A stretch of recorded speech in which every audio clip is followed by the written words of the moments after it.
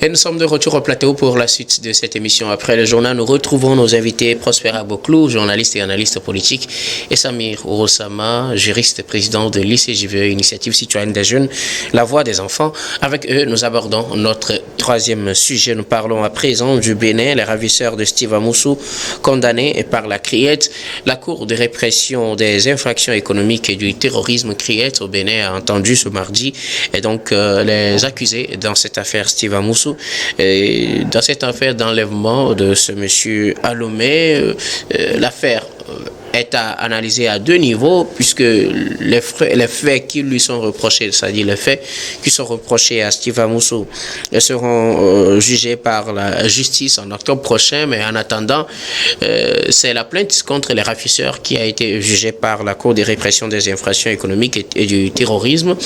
Sur 3 accusés, finalement, 2 ont été reconnus coupables. Ils ont été condamnés à 24 mois de prison, dont 12 fermes, et également à 5 millions de francs CFA d'amende à verser à Steve Amoussou. Les 2 concernés sont Jimmy Gandaro et Giraud Baguidi, le 3e qui est le directeur de l'Office national d'identification numérique, c'est bien cela, a été libéré, puisque Steve Amoussou n'a pas pu clairement l'identifier, et donc lui a été libéré. Nous parlerons donc de cette condamnation avec nos invités. Je commence par vous, Samir Orosama.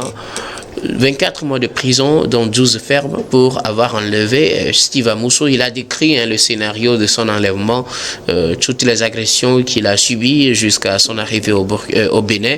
Nous en parlons avec vous. Quel regard portez-vous sur cette situation en attendant que le monsieur lui-même ne soit jugé dans les faits qui lui sont reprochés au niveau de l'État? Je pense que c'est une situation qui doit être dénoncée par la force véritablement.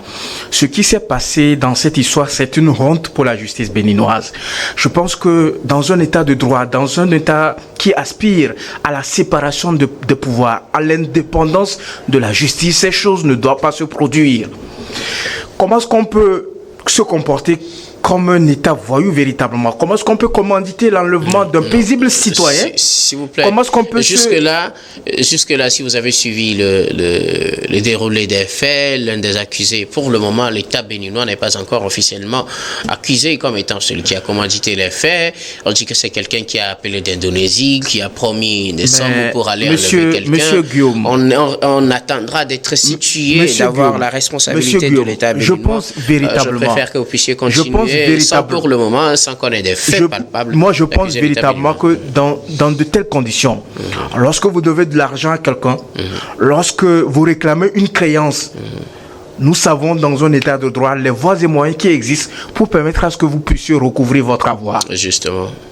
Et lorsque vous laissez de côté ces différents moyens juridiques qui sont mis à votre disposition, que vous utilisez des méthodes de voyoucratie, des méthodes non conventionnelles, des méthodes de banditisme véritablement pour arriver à votre but. Je pense qu'il faut dénoncer cela d'abord. Oui, je ne refuse pas. Dans de telles conditions, vous avez vu l'attitude de M. Steve Amoussou qui a porté plainte contre ses ravisseurs parce qu'il dénonce la situation dans laquelle il a été ramené Manu Militari de Lomé jusqu'à Cotonou. C'est-à-dire que ces personnes-là se sont arrogées ce droit-là de rendre justice par eux-mêmes, de quitter leur pays, de venir dans un état frère et de procéder à un kidnapping et enlèvement. Et donc, la justice béninoise, notamment la Cour de répression des infractions économiques et du terrorisme, a voulu laver la honte véritablement parce que nous n'avons pas entendu jusqu'alors la justice béninoise se prononcer officiellement. Donc nous n'avons pas entendu les autorités béninoises se prononcer. Il a fallu que le Togo, par l'entremise du communiqué du procureur de la République, et puisse nous relater les faits dans lesquels ce monsieur a été kidnappé et enlevé, véritablement, en violation de toutes les règles de droit international et de toutes les règles liées à la coopération pénale internationale. Donc voilà la plainte qui a été donc portée donc par Steve Amoussou devant la CRIET pour dénoncer cette manière-là, pour dénoncer ces ravisseurs-là qui ont utilisé la force véritablement, qui l'ont violenté et qui l'ont kidnappé et conduit véritablement au niveau donc du Bénin. Et moi, dans cette décision qui a été rendue, 24 mois, dont 12 mois ferme, 5 millions d'amende en termes de dommages et intérêts, la justice a été très clémente. Je dirais véritablement que ça a été une mise en scène de la justice béninoise pour laver la justice béninoise de cet affront-là, d'avoir violé toutes les règles du droit international, d'avoir violé toutes les règles de coopération pénale internationale. Donc ils essaient de se racheter, sauf qu'ils ne procèdent pas de la bonne manière.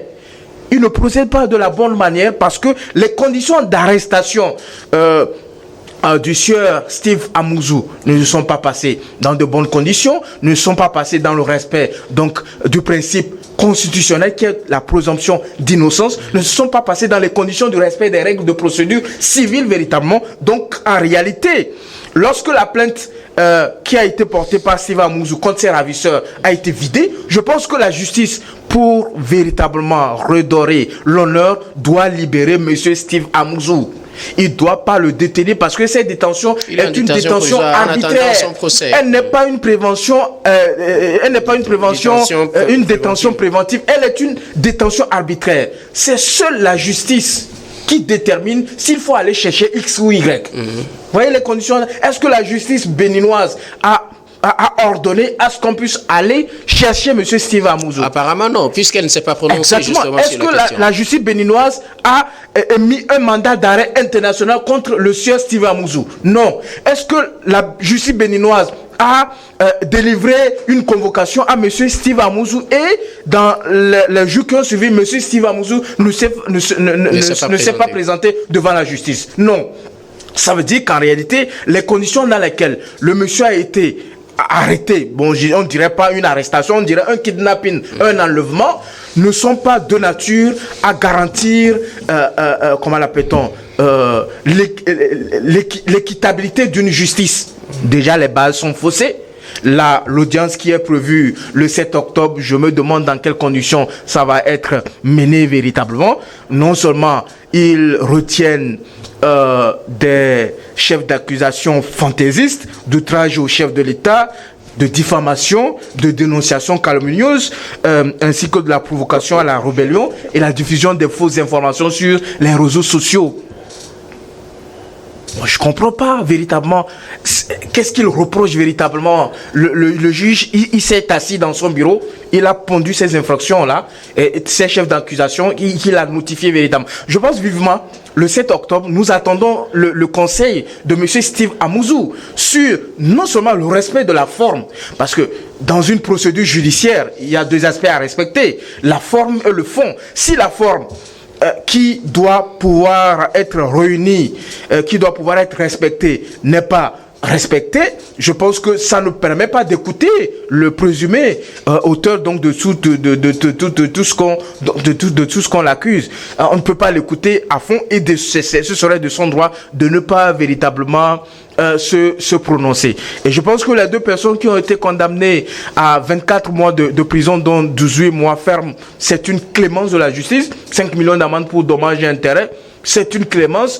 Le sieur monsieur, comment il s'appelle, Wanilo Medega Faglan, qui est le directeur du Centre National, c'est surtout le Centre National des Investigations Numériques. Oui, voilà. Il dit qu'il n'est pas lié, alors que le présumé dit qu'il dit avoir entendu en train de conduire les opérations. Ça veut dire que la justice togolaise, la justice béninoise voulait se débarrasser de cet aspect du dossier pour se concentrer sur cela. Qu'est-ce qu'il est pressé de rendre le verdict le même jour? Parce qu'il pouvait ouvrir une enquête judiciaire, avoir les informations nécessaires, les éléments d'appréciation pour pouvoir rendre un verdict.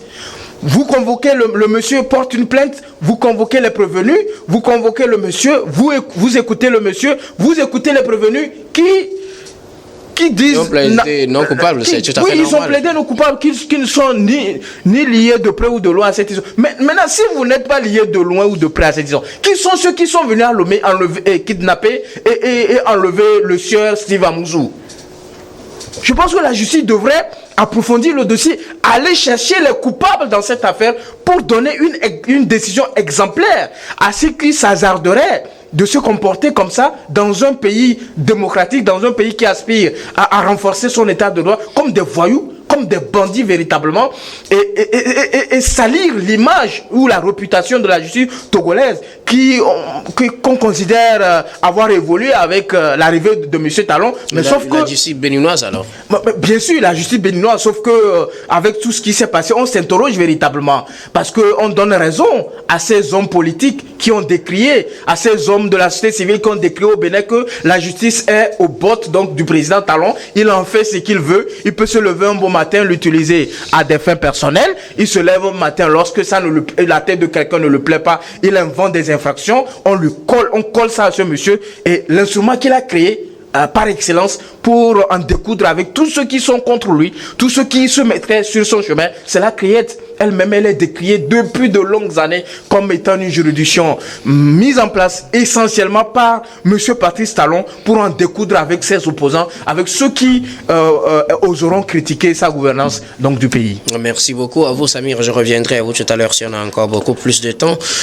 Prosper Aboklou, les 2 prévenus des 3 ont été condamnés à 24 mois de prison, dont 12 fermes. Il s'agit bien sûr de Jimmy Gandao et de Jérôme Baguidi.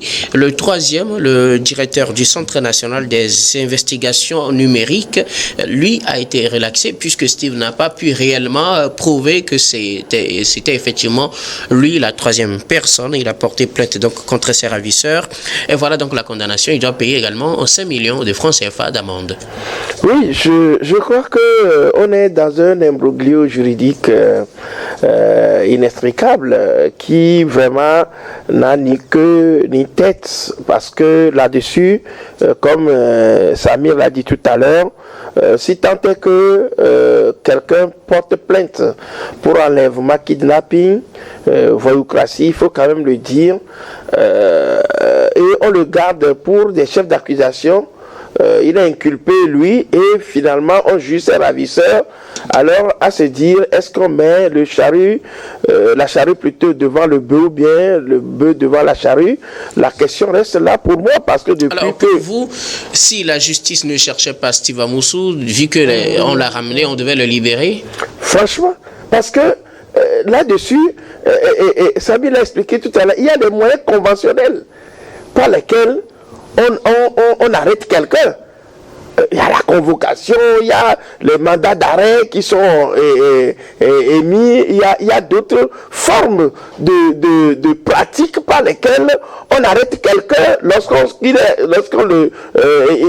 tombe dans le jeu juridique, quand il est en infraction.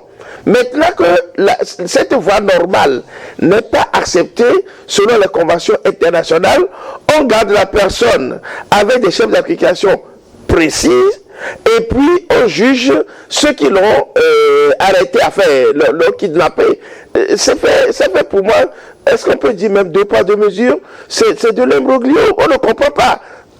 En principe, si l'État béninois n'est pas concerné par cette affaire d'enlèvement, d'arrestation, qu'on appelle de manière illicite, on devrait passer ce problème-là au pays fait et dire tout simplement que c'est une erreur. On laisse maintenant, si on reconnaît que on veut la tête donc du prévenu, du présumé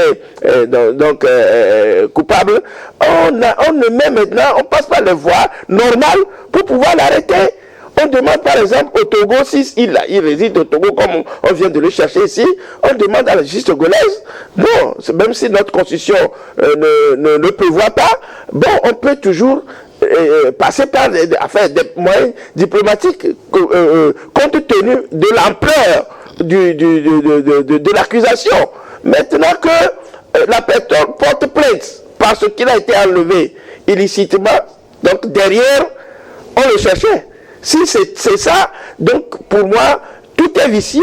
Le fait même qu'on juge ces gens-là et qu'on laisse le prévenu même, celui-là qui a été kidnappé en prison, ça renforce qu'on appelle les critiques sur l'état de notre justice, de la justice africaine, parce qu'en Afrique, comment est-ce que l'on interprète les textes?